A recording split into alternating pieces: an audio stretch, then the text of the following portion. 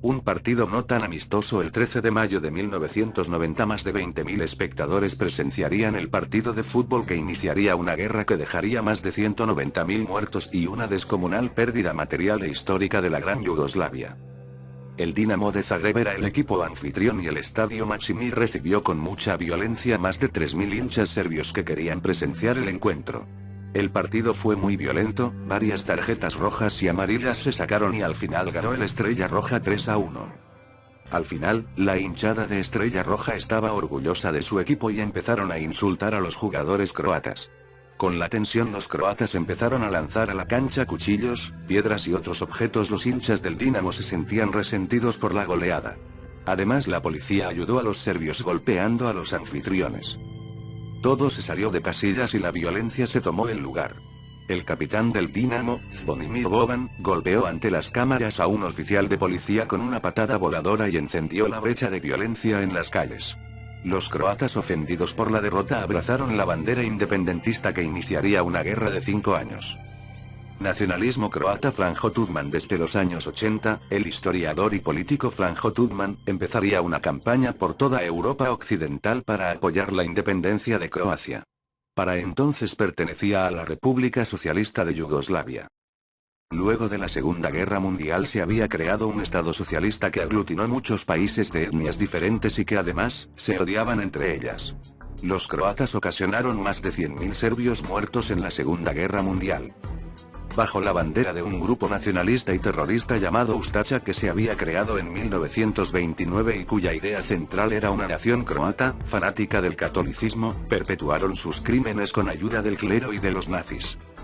Los muertos habían sido sobrepoblaciones judías y musulmanes y gracias a Tito, Croacia pudo olvidar por 50 años su tormentoso pasado y fue anexada a Yugoslavia sin que se presentase conflicto alguno.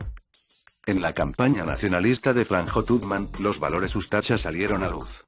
Los croatas se volvieron a sentir identificados con la bandera Ustaša que con el tiempo se convertiría en el símbolo de la nación croata. Además se creían más occidentales o civilizados que el resto del país. Por ello al momento en que se presentaron los disturbios futbolísticos entre Yugoslavia, que era gobernada por el serbio comunista Slobodan Milošević, los croatas salieron a la calle a organizarse con armas y el ejército y los políticos croatas reclamaron la independencia. El inicio de una brutal guerra. El apoyo de la OTAN fue evidente desde el inicio. Serbia estaba sola y débil y no podía permitir la independencia de los croatas por lo que envió su ejército para pacificar. En ese momento el ejército seguía llamándose Ejército Popular Yugoslavo JNA.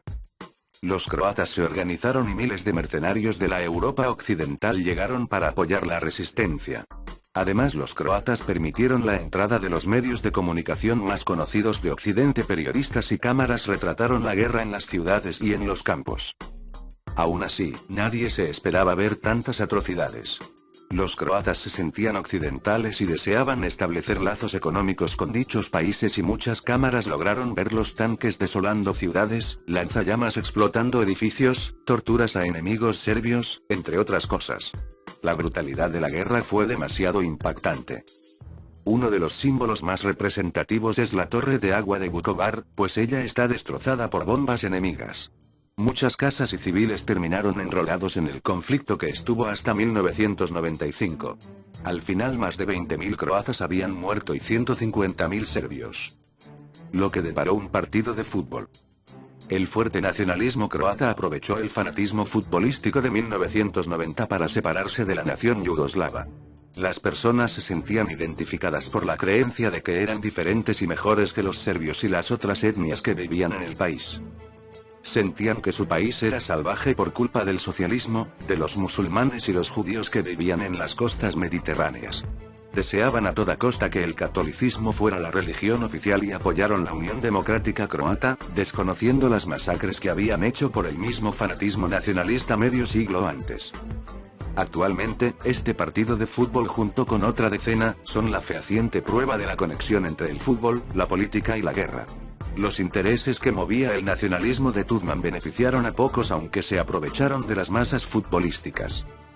El país croata tuvo su independencia a costa de miles de muertes, pobreza, desplazamiento de millones de personas y miles de civiles desaparecidos. En estos momentos no ha terminado la tensión entre ambos países y se presume que la frontera entre Serbia y Croacia es una de las más peligrosas del mundo.